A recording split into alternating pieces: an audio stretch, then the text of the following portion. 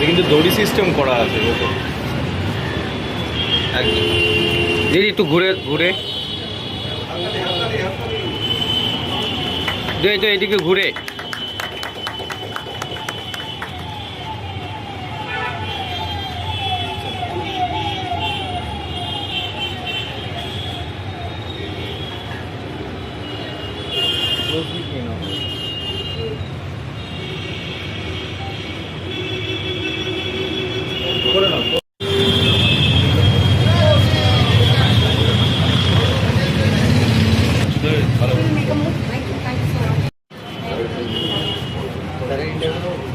আমার ইন্টারভিউ হয় না, সাহেব দিয়ে দিয়েছে আমার ইন্টারভিউ।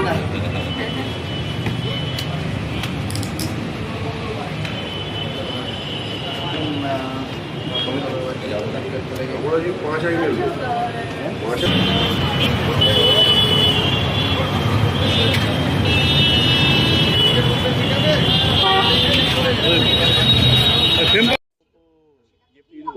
कि यहाँ पर security specially for the gold merchants improve करने की ज़रूरत है। उसको इम्प्रूव करने के लिए भरतपुर पुलिस साइड से काफ़ी स्टेप सोचे गए। एक मेजर स्टेप था सीसीटीवी इंस्टॉलमेंट, सो दैट वो जो एरिया काफ़ी क्राउडेड एरिया है उस एरिया को पूरी तरीके से कवर करा जा सके, ताकि कोई भी मिसक्रिएंट या कोई ऐसा फ्यूचर ऐसा काम करने से 2 बार सोचे कि ऐसा। तो हमने पूरी थाने की टीम ने, भरतपुर पुलिस कमिश्नरेट की टीम ने जाके स्पॉट्स आइडेंटिफाई करे कि जिन स्पॉट्स में अगर हम सीसीटीवी इंस्टॉल कराते हैं तो ये पूरा एरिया अंडर सर्वेलेंस रहेगा, और उसके बाद अगर ऐसा कुछ होता है तो it will be very helpful for us to detect also.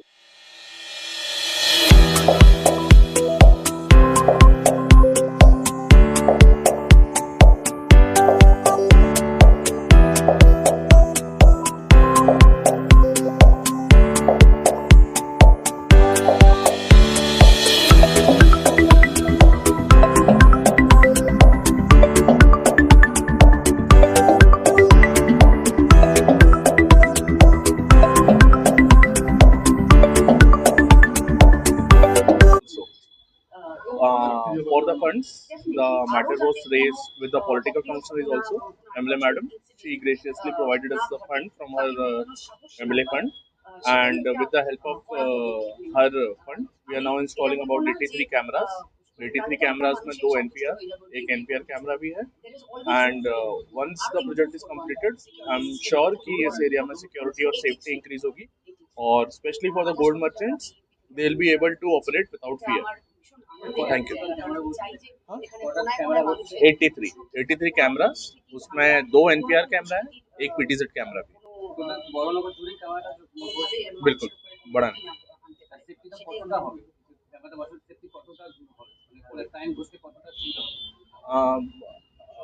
See, the timeline cannot be exactly told because it is being installed and the process has started, and once it has started मेरे को feel होता है कि it will be completed soon. And as for the safety, you know, आजकल जो भी चीज whatever is checked या what is under surveillance, उसको हमेशा प्रोटेक्ट करना या उसको प्रिवेंट करना ज़्यादा आसान होता है। So this was the main idea. There are other steps also which we are taking. We have introduced mobile vehicle in the area, but this was one of the major steps. অবশ্যই সুবিধা হবে আমার সবসময়।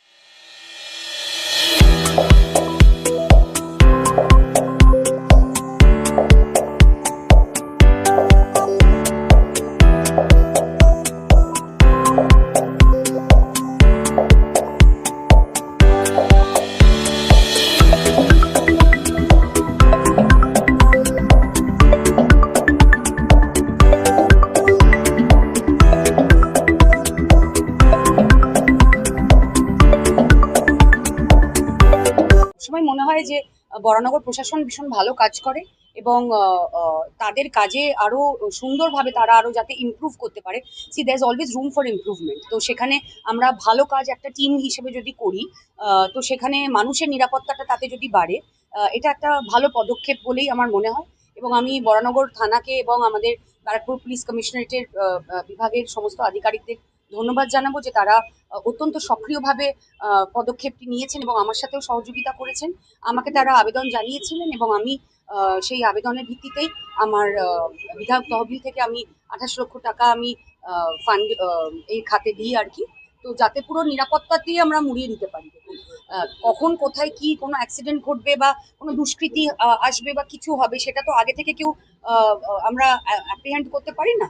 তো সেটা আগামীতেও যাতে কোনো সময় এরকম সিচুয়েশন না ঘটে বরানগরে, সেই জন্যই এই নিরাপত্তা আরো ব্যবস্থা ভালো করার একটা প্রচেষ্টা বরানগর প্রশাসন এবং আমাদের তরফ থেকে। দিদি, গত বছর যে স্বর্ণ ব্যবসায়ী হঠাৎ করে খুন হলেন, এই যে এই অঘোষিত ঘটনা হ্যাঁ, আমি প্রথমেই বলবো কোনো ঘটনাকে আপনার প্রথমেই পলিটিসাইজ করবেন না। কোনো পার্সোনাল গ্রাজের সূত্রে কেউ যদি কারোর উপরে হামলা করে সেটা কোনো দলীয় কোনো কারণের জন্য হয় না। তো এটাও যাতে না ঘটে, মানে যাতে সাহস না পায় বরানগরের মধ্যে এসে কেউ এইভাবে পার্সোনাল গ্রাজ মানুষের উপরে ওঠানো, যেখানে তাকে মানুষটাকে প্রাণে মেরে দিতে হয়, সেটা যাতে না ঘটে সেটার জন্যই আজকের এই সিসিটিভি প্রজেক্টের উদ্বোধনের মানে শিলান্যাস হলো, কাজ চলছে। তো খুব তাড়াতাড়ি আমরা এটা বাস্তবায়িত করতে পারবো। এসআরের নামের লিস্ট তালিকা ঘোষণা হবে, এই নিয়ে কি বলবে? যেমন বর্ণপরিচয় কোনো নাম যদি বাদ যায়, যদি বাদ যায় তখন তো ইলেকশন কমিশন বলবেন, আমরা তো বলবো না। অবশ্যই বাদ গেলে আমরা সেটার পদক্ষেপ নেব, যে লড়া সেটা আমরা লড়বো। এবারে ইলেকশন কমিশন উত্তর দেবে নাম কেন বাদ গেছে বৈধ ভোটারের, বা যদি বলি বিজেপি উত্তর দেবে। Thank you.